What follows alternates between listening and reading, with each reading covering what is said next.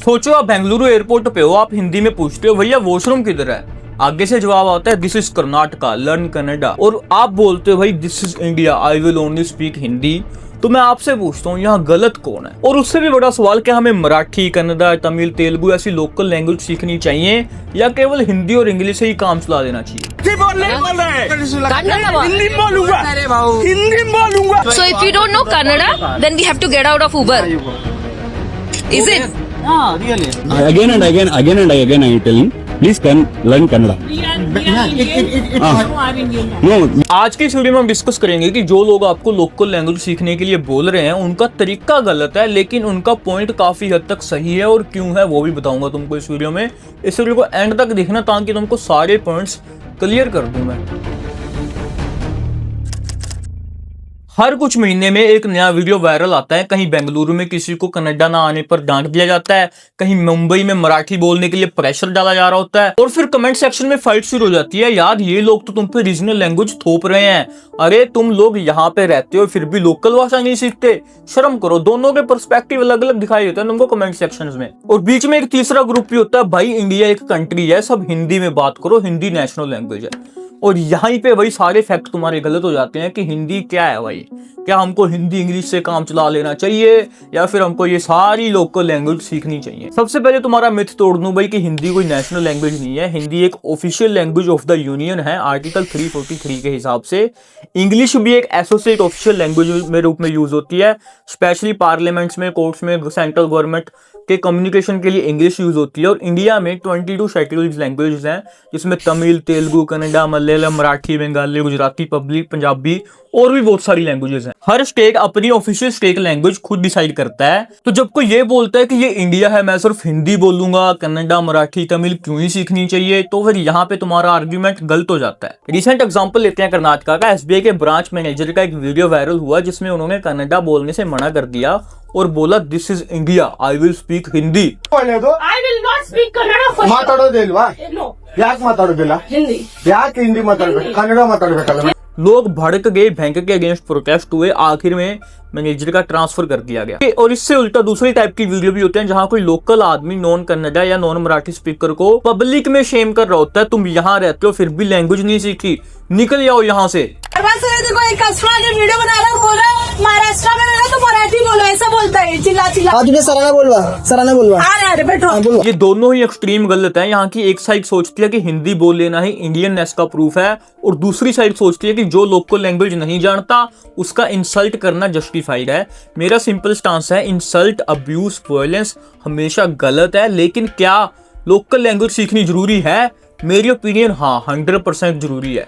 कैसे, अब लॉजिकली बताता हूँ तुम लोगों को मैं। जब हम यूरोप या जर्मनी की बात करते हैं तब हम बोलते हैं कि वहां का सिस्टम कितना स्ट्रॉन्ग है, लोग कितने डिसिप्लिन्ड है, लेकिन उस डिसिप्लिन का एक इंपॉर्टेंट पार्ट है लैंग्वेज रिक्वायरमेंट। जर्मनी में अगर तुम लॉन्ग टर्म सेटल होना चाहते हो या वर्क वीजा, पीआर या सिटीजनशिप चाहते हो तो आपको जर्मन लैंग्वेज का basic to intermediate level proof देना पड़ता है, यूजुअली A1, A2 या B1 लेवल तक। इंटीग्रेशन कोर्सेज होते हैं जहां आपको German language plus German society के rules, culture, rights and duty सब सिखाया जाता है। मतलब अगर आप बोल दो मैं जर्मनी में रहूंगा, जॉब भी करूंगा, बट जर्मन नहीं सीखूंगा, इंग्लिश में ही काम चला लूंगा, तो वहां पे लोग आपको बोलेंगे भाई थैंक यू भाई, आपकी जरूरत ही नहीं है, यहाँ पे निकलो। अब इंटरेस्टिंग बात क्या है कि जिस यूरोप को हम मॉडल मानते हैं वही यूरोप बोलता है अगर हमारा देश में रहना है तो हमारी लैंग्वेज सीखनी पड़ेगी। तो फिर इंडिया में हम इतना ऑफेंड क्यों हो जाते हैं अगर कर्नाटका, महाराष्ट्र, तमिलनाडु वाले बोलते हैं कि यहाँ रहना है तो थोड़ा बेसिक कन्नड़ा, मराठी, तमिल तो सीखो यार। अब आता है पॉलिटिकल एंगल। इंडिया में एजुकेशन के अंदर एक कंसेप्ट है 3 लैंग्वेज फॉर्मूला। 1968 के नेशनल पॉलिसी ऑन एजुकेशन ने बोला था स्टूडेंट्स को 3 लैंग्वेज सीखनी चाहिए। जो हिंदी स्पीकिंग स्टेट्स हैं उनको हिंदी प्लस इंग्लिश प्लस एक लोकल लैंग्वेज, और नॉन हिंदी स्टेट्स वालों को regional language plus Hindi plus English. Modi government के टाइम पे नेशनल एजुकेशन पॉलिसी 2020 आया, पेपर पे NIP 2020 बोलता है कि 3 लैंग्वेज फॉर्मूला ही कंटिन्यू रहेगा। स्टेट्स को फ्लेक्सिबिलिटी है, कम से कम 2 इंडियन लैंग्वेज होनी चाहिए। मोदी गवर्नमेंट एक हिंदी स्पीकिंग नेशन क्रिएट करना चाहती है जहां हिंदी डिफॉल्ट हो और बाकी लैंग्वेज सेकंड क्लास बन जाएं। इंडिया जैसे डाइवर्स देश पे तुम एक लैंग्वेज मॉडल थोपने की कोशिश नहीं कर सकते। जब सेंटर पे मिनिस्टर बार बार हिंदी को नेशनल लैंग्वेज जैसा ट्रीट करते हैं या जब हर चीज का हिंदी का वर्जन पुश किया जाता है तब naturally south east, north east में इनसिक्योरिटी होती है। इसलिए जब कर्नाटका या तमिलनाडु में लोग अग्रेसिव हो जाते हैं टू प्रोटेक्ट देयर लैंग्वेज, तो वो सिर्फ हिंदी से नफरत नहीं है, वो सेंटर की पावर से डरते हैं कि अगर हमने भी हिंदी बोलना शुरू कर दिया तो हम पे सब पे हिंदी थोपनी शुरू कर दी जाएगी एक ना एक दिन। अब आते हैं मेन पॉइंट पे, why you should learn Marathi, Kannada, Tamil या फिर कोई भी लोकल लैंग्वेज। अगर आप किसी स्टेट में लॉन्ग टर्म रहने वाले हो फॉर जॉब अपॉर्चुनिटी, सोचो आप बेंगलुरु में हो, अगर आप bank, customer service, sales, cab driving, delivery, teaching, government office या फिर किसी शॉप में किसी भी पब्लिक फेसिंग रोल में हो और आपको कन्नड़ा नहीं आती, तो आपको ऑटोमेटिकली प्रेफर्ड कैंडिडेट नहीं माना जाएगा। जिसको आती है उसको प्रेफर किया जाएगा। आरबीआई की गाइडलाइंस भी कहती हैं कि बैंक्स को इंग्लिश, हिंदी के साथ साथ रीजनल लैंग्वेज में भी सर्विस देनी पड़ेगी। मुंबई में मराठी, चेन्नई में तमिल, कोलकाता में बंगाली, ये सब आपके लिए करियर बूस्टर बन सकती हैं। अब बात करते हैं भाई जो ठेले वाले हैं, जो ऑटो वाले हैं, यूपी बिहार से गए हैं वहां पे अपना गुजारा करने के लिए, क्या उनको भी सीखनी चाहिए? अगर आप किसी स्टेट में बिजनेस करने जा रहे हो, छोटा सा स्टॉल लगाने जा रहे हो, घर घर जाके सर्विस दोगे, तो लोकल लैंग्वेज आना ट्रस्ट मल्टीप्लायर है। लोकल लोग तुरंत फील करते हैं ये हमारे बीच का है, हमारी भाषा में बात कर रहा है, इसको सपोर्ट करना चाहिए।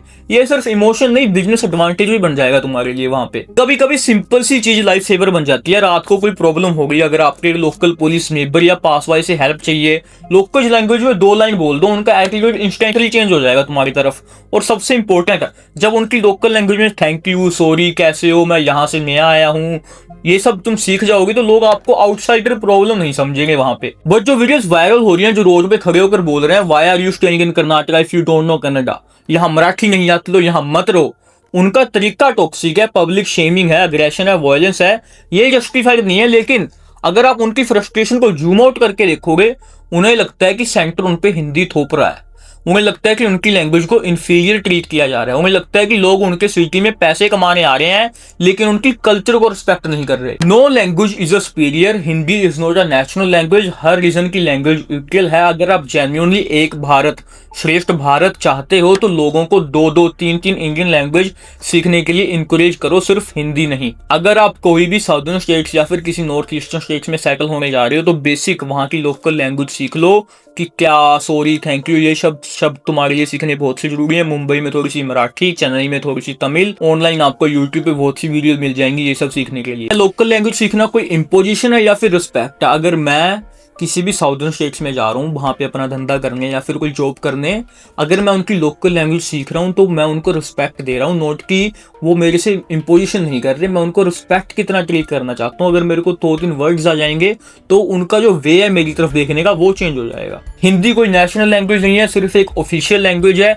इंडिया की स्ट्रेंथ है कि हमारे पास मराठी, कन्नड़ा, तमिल, बंगाली, पंजाबी, ओसमी और भी बहुत सारी रिच लैंग्वेजेस हैं। मोदी सरकार हो या फिर कोई भी सरकार, जब भी वो हिंदी को टॉप पे रख के one nation one language types politics करेंगे उसका अपोज करना जरूरी है। लेकिन इस ओपोजिशन के चक्कर में हम ये मत भूल जाएं लोकल लैंग्वेज सीखना भी हमारा फर्ज है। नेक्स्ट टाइम जब आप किसी नए स्टेट्स में जाओ तो ट्राई करो कि गूगल पे सर्च कर लो basic phrases in Marathi, Tamil, Kannada, Telugu. और अगर आप किसी ठेले वाले से, ऑटो वाले से, सोसाइटी गार्ड से उसकी लैंग्वेज में नमस्ते करोगे ना तो आपको फील होगा ये सिर्फ लैंग्वेज नहीं, ये एक ब्रिज है। अगर तुमको ये मेरा पॉइंट ऑफ व्यू अच्छा लगा हो तो चैनल को सब्सक्राइब कर देना, this will be very helpful for me. And भाई मेरी जर्नी तो यहाँ चलती रहेगी। तुम बताओ तुम कौन सी लोकल लैंग्वेज सीखोगे अब।